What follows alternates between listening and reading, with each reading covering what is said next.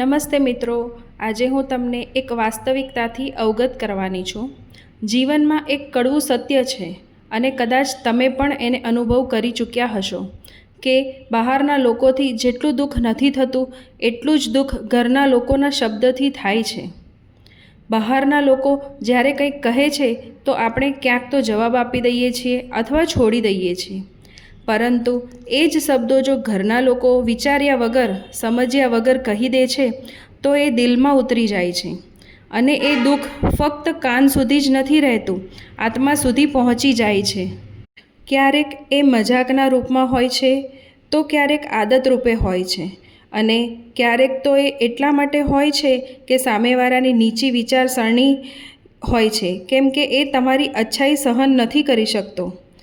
યાદ રાખજો, જે વ્યક્તિ વારંવાર તમને નીચા દેખાડવાની કોશિશ કરે છે એ ફક્ત તમને નહીં પરંતુ એના ડરને છુપાવવાની કોશિશ કરે છે। એને ડર હોય છે કે કદાચ તમે એમનાથી આગળ નહીં નીકળી જાઓ, ક્યાંક તમે એની અને દુનિયાની નજરોમાં એનાથી સારા ન બની જાઓ અને બસ એ પોતાના એ ડર છુપાવવા માટે જ તમારા આત્મસન્માનને દુઃખ પહોંચાડે છે, જેથી તમે તમારો આત્મવિશ્વાસ ખોઈ બેસો। હવે પ્રશ્ન એ છે કે આવા સમયે તમે શું કરશો? શું તમે હંમેશા એને સફાઈ આપ્યા કરશો અથવા તો એ દુઃખ થયું છે એને દિલમાં છુપાવી રાખશો અથવા તો ચૂપ થઈ જશો એમ વિચારીને કે બીજી વાર એ બદલાઈ જશે? આવું નહીં કરશે મિત્રો। ચૂપ રહેવું એ સમાધાન નથી, કારણ કે ક્યારેક ક્યારેક પોતાના માટે પણ લડવું પડે છે, ન કે ગુસ્સાથી ન ઝઘડાથી, પરંતુ આત્મવિશ્વાસ અને શાંત સ્વભાવથી। જ્યારે તમે ખુદને સન્માન આપશો ધીમે ધીમે તો સામેવાળો પણ તમને સન્માન આપવાનું શીખી જશે। હંમેશા તમે તમારી જાતને સારી બનાવવાની કોશિશ કરતા રહો, તમારા પોતાના આત્મસન્માનની રક્ષા કરો, પોતાની કિંમત પોતે સમજતા શીખો। કોઈ વાર તમને વારંવાર નીચા દેખાડવાની કોશિશ કરે તો એને એના નીચા વિચારો છે, એનો ડર છે, તેમ તમારો સ્વભાવ નથી। બીજા તમને જે નજરોથી જોઈ એનાથી તમારું સત્ય સાબિત થતું નથી।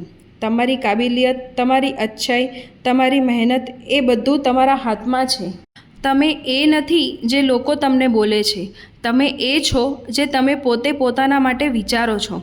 દુનિયા તમને અલગ અલગ નામ આપશે, તાણા મારશે, ક્યારેક તમારી મહેનતની મજાક બનાવશે, પરંતુ તમારી સારી ઓળખાણ, તમારા વિચારો, તમારું કામ અને તમારી ઇજ્જત, જો તમે તમારી ઇજ્જત તમે ખુદ ઓછી આંકશો તો દુનિયા પણ તમને એવી જ માની લેશે।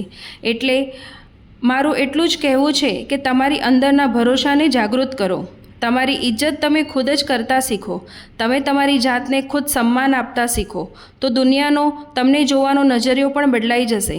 તમે તમારી જાતને ખૂબ જ મજબૂત બનાવો। તો મિત્રો, આ વિડીયો હું અહીંયા સમાપ્ત કરું છું। જો તમને મારા વિચારો ગમ્યા હોય તો લાઈક, કોમેન્ટ, શેર અને ચેનલને સબસ્ક્રાઈબ જરૂર કરજો।